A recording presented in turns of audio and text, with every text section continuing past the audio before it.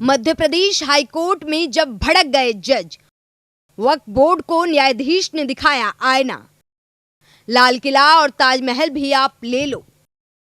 89 में ये वक्फ property declare क्यों हो गई? तो भाई साहब, आप तो ताजमहल भी ले लो यार, लाल किला भी ले लो, कौन मना कर रहा है? किसी की भी प्रॉपर्टी को आप वक्फ प्रॉपर्टी डिक्लेयर कर सकते हो। टेल मी, इसका ओनर कौन था, रियल ओनर कौन था, क्या हुआ, कहाँ से ये प्रॉपर्टी आई?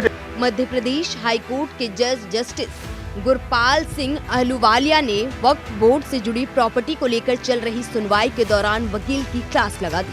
उन्होंने वकील से पूछा कि किसी प्रॉपर्टी को वक्फ बोर्ड के नाम कैसे घोषित किया जा सकता है। जब वकील इस पर जवाब नहीं दे सके तो जज भड़क गए। उन्होंने कहा, ऐसे तो कल को आप लाल किला, ताजमहल सबको वक्फ बोर्ड की प्रॉपर्टी डिक्लेयर कर दोगे। भाई साहब, आप तो ताजमहल भी ले लो यार, लाल किला भी ले लो, कौन मना कर रहा है? या प्यार से क्वेश्चन समझ में नहीं आते आप लोगों को? सिर्फ जस्टिस अहलूवालिया ने वकील से पूछा, वक्फ की प्रॉपर्टी कैसे डिक्लेयर हो गई, वो तो बताओगे, या आप मान रहे हो कि डिक्लेयर नहीं हो सकती है?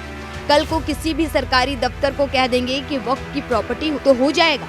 उन्होंने आगे कहा, मेरा सीधा सा सवाल है, भाई साहब आप ताजमहल भी ले लो, लाल किला भी ले लो, कौन मना कर रहा है?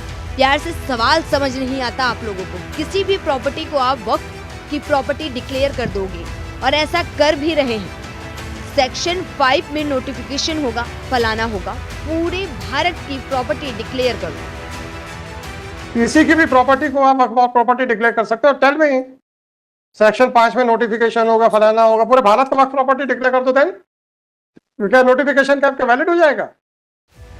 कुछ मालूम नहीं किसी को, मन आया बोले इसको वक्फ बोर्ड की प्रॉपर्टी डिक्लेयर कर दो, ये कैसे मुमकिन है?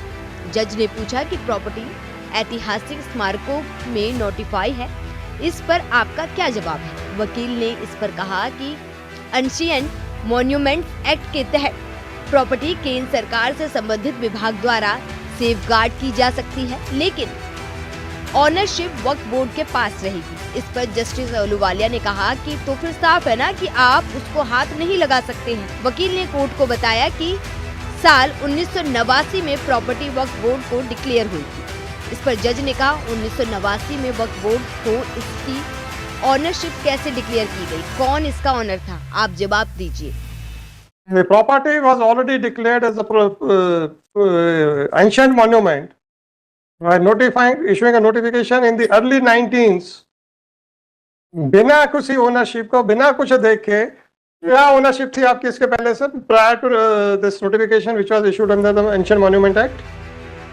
इसका किसी को कुछ मालूम नहीं। 1989 में नोटिफिकेशन से पहले किसकी ये प्रॉपर्टी थी, किसी को कुछ नहीं पता। मन आया और वक्फ बोर्ड की ये प्रॉपर्टी डिक्लेयर कर दी। जस्टिस अहलूवालिया ने मुस्कुराते हुए आगे कहा, वकील साहब की बहस से समझ आ रहा है कि उनके कुछ नहीं है। अगर इनके पास कुछ होता तो केस में दम होता, तब इन्हें छेड़ना बड़ा मुश्किल होता। तारीफ कर रहा हूँ, कमेंट नहीं कर रहा। आपको बता दें कि वक्फ बोर्ड की कानूनों को लेकर इस वक्त पूरे देश में बवाल चल रहा है, क्योंकि केंद्र सरकार इसमें बदलाव लाने की तैयारी में है और आज संसद में इसे पेश भी किया जा सकता है। Bureau report, news 1 India.